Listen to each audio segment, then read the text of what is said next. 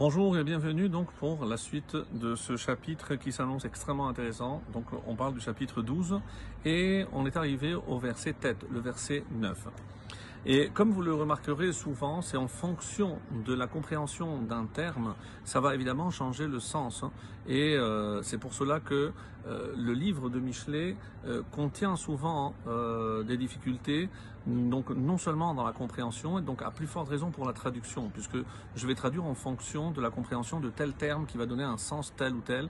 Et il faut le voir aussi dans le contexte, puisqu'on sait que, comme on l'a expliqué, il y a toujours donc des opposés, le tov, le bien et le mal, le méchant et le juste, etc. Donc il faut que garder une cohérence dans la suite du texte, et c'est ce qui rend un petit peu difficile cet exercice. Et un exemple nous est donné par ce verset 9. Tov nikle ve'eved lo. Alors, tov nikle, mieux vaut être, nikle, ça vient de kalon, donc le mépris, la honte. Mieux vaut être méprisé, ve'eved lo, et là encore, est-ce que ça veut dire ve'eved lo et qu'il est un serviteur, ou alors si on veut garder la cohésion de dans ce verset, donc mieux vaut être méprisé ve'eved lo et son propre serviteur, et c'est comme ça que certains vont expliquer, comme le Ramak ou Rabbeinu Yonah. Et il y a une autre traduction, c'est la deuxième possibilité, c'est d'après le Targum en araméen, et Rabbi Nachamiyash, lui, il traduit autrement. Il dit mieux vaut être un peu considéré et avoir un serviteur. Donc vous voyez que ça ne veut rien, ça n'a plus rien à voir avec la première traduction. Donc comment on peut, en changeant une compréhension, changer évidemment le sens du texte. Moi, je tends vers la première traduction. Donc mieux vaut être méprisé ve'evetlo et son propre serviteur.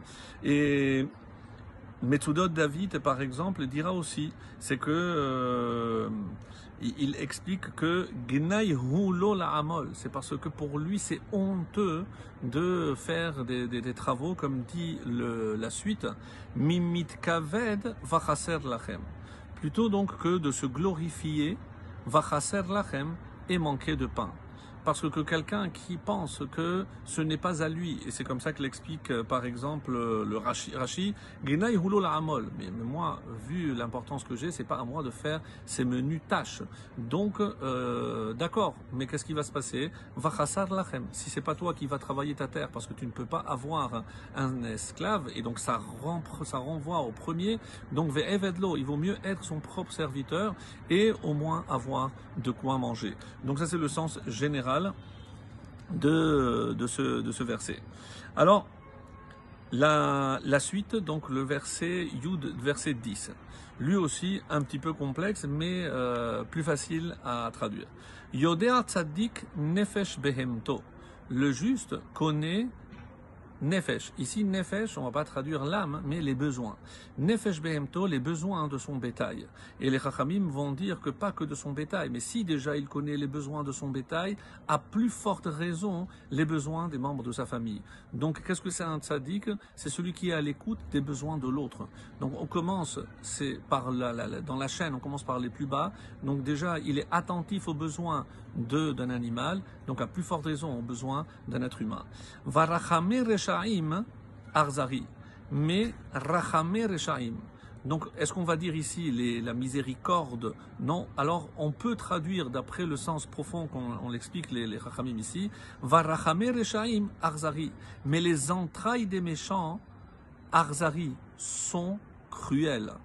Mais sont cruelles même vis-à-vis d'un homme. Donc c'est une très forte opposition. C'est-à-dire, regarde, là où le tzaddik, il est à l'écoute des besoins, même des animaux, et ben le rachat, il est même pas à l'écoute des besoins d'un homme ou de son semblable. Et Metsudot David explique, ça c'est, il y a ce qu'on appelle la midat rahamanut, la mida de la miséricorde, de la pitié, même chez les Rechaim. Mais qu'est-ce qu'elle est? Elle est que cruauté, parce que elle ne voit pas les besoins. Et ça peut, on l'a dit aussi, ça peut s'exprimer par un patron vis-à-vis de ses employés et autres, comme il le dira. Et il y a un passage ici extrêmement intéressant qui dit la chose suivante. Ve'Hashem chamal al kol ma'asav. On voit bien que nous, on a l'image de Dieu. Hachem a pitié de toutes ses créatures. Qui en koach hachamor ke koach hashor. Comme on le sait, la force d'un chamor n'est pas comme celle de Shor. C'est pour ça que je ne peux pas faire labourer en même temps, pour ne pas faire souffrir. Rambam mevaer kama mitzvot mishum tsar belechaim. Donc on sait qu'il y a énormément de mitzvot qui tiennent compte de la souffrance d'un animal. Alors, et après il dit, Ta'ama Menia, par exemple, sans empêcher de quoi? Kantipor, de garder les oisillons avec la mer. Donc il faut chasser la mer, comme on l'a lu le Shabbat. Oto ve'et beno, l'interdiction de sacrifier l'animal et son petit le même jour. Pourquoi? L'ilmod otanu midat arachamanut. C'est pour nous faire ancrer en nous la vertu, la qualité de rachamanut, de pitié. Veshelonit arzer, et pour qu'on ne devienne pas cruel, même vis-à-vis des animaux. Au Baal Sefer HaChinuch, qu'est-ce qu'il dit? Que kotev mita'ame mitzvazo hinyan tsar balechaim shehu isur minatora. Alors ça c'est même un interdit de la Torah de ne pas avoir pitié d'un animal. Très bonne journée.